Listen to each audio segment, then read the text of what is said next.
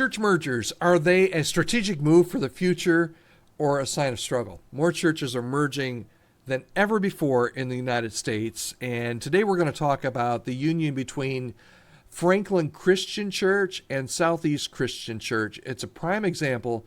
But here's the big question: what makes a church merger successful? And we're going to talk about that right here today on the Healthy Church Staff Podcast. Thanks for joining me. My name's Todd Rhodes. I'm one of the co-founders over at chemistrystaffing.com. And today we're talking about church mergers. What makes a church merger successful?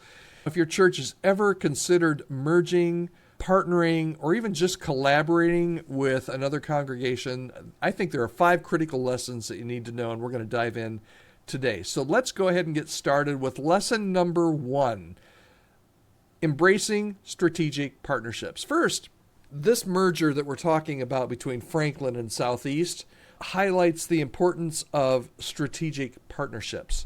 Here's what they figured out: that by joining forces, these two churches figured that they could enhance their collective impact. Okay?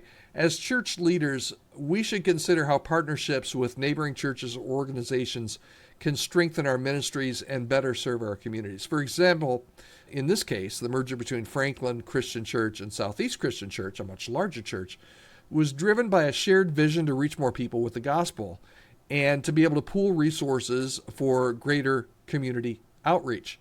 Now, that doesn't mean that you have to do like they did. They were open to this strategic partnership. As they started talking about that, they discovered, hey, what this means for us, for our two churches, is that we come together as one. That doesn't mean that has to be that for you, but you do need to be open to those strategic partnerships to begin with. And lesson number 2 is there are going to be congregational concerns. Okay, I'm sure there were from both Franklin and from Southeast. Mergers are going to raise some concerns among your church people if you get to the point where you identify that you want to merge with another church, either by taking on another church or by merging with a different church. It's going to be crucial to address a lot of these concerns and apprehensions through really good communications, and you really need to have inclusive decision making. So engaging your members in open dialogue and making sure that they feel valued and heard during times of transition. These are huge issues for churches if they're giving up their identity and becoming a part of a new entity. So in the case of Franklin, here's what they did. They had numerous meetings to discuss the potential murder. Some people would look at mergers and say they're murders, but no. They had numerous meetings. Oh my goodness, I crack myself up sometimes. Numerous meetings to discuss this potential merger, and they allowed their congregations to voice their concerns and to ask questions, and that really helped, according to them, to ease some of the anxieties and to help build trust in this whole process, because this is what they felt God had called their two churches to do. They had to communicate and sell that to the congregation, and that meant answering a lot of questions, allowing communication to happen, and to ease anxiety and to build trust. Okay, lesson number 3. How can you manage and leverage these combined resources? Combining resources can lead to more effective ministry. And that's what they found at Franklin and Southeast. So they get to pool talents, they get to pool finances, they get to pool facilities, and that allows for expanded outreach and improved programs. At least that's what they're hoping for, right? So we should assess if we're thinking about this. And more churches are actually thinking about this. It's an out-of-the-box idea of merging with a different church. Absolutely out-of-the-box idea for most congregations. You really do need to assess how resource sharing with other ministries could amplify your efforts and fulfill your mission.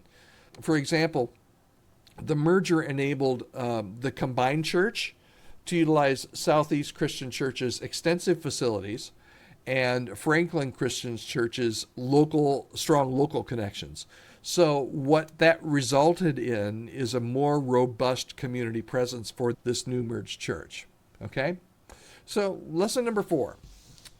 You need to be able to preserve those core values. If these two churches did not share the same core values, this is a recipe for disaster.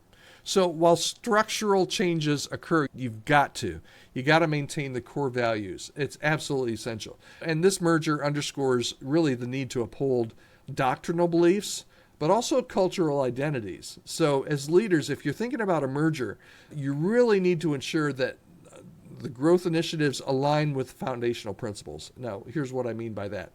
Both churches emphasized, and they had to, because it was true, number one, and because as they communicate this, they have to emphasize their commitment to biblical teaching. Hey, we're doing this merger, but we're not changing our theology, okay?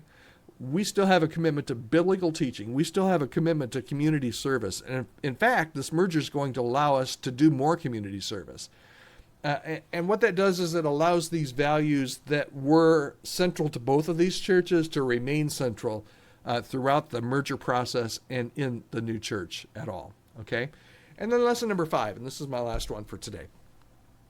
You need to foster that unified vision. Okay, so finally, as you're sharing this vision, you absolutely have to do a good job at sharing the whole vision with both churches. Okay, both churches aim to create a unified community focused on common goals. Okay, so they needed to develop and communicate a clear collective vision that inspired both unity and purpose within both of those churches. Okay, if they didn't do that, it just wouldn't work.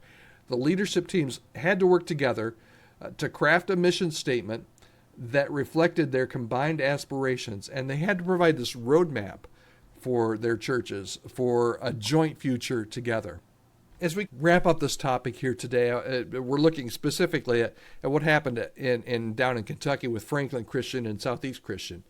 I do think that this case study shows us some key elements, those 5 key elements I talked about: the partnership, the communication, the resource management, the value preservation, the vision casting. All of those things are just vitally important, and they were in this case. If you take time to reflect on these, and if you're considering a merger, go back and re-listen to this and write these things down. I've got a link, hopefully, in the comments for this article as well, where you can read a little bit more about this. But if you do that, you can navigate your own ministry challenges, hopefully with a little bit more wisdom and grace.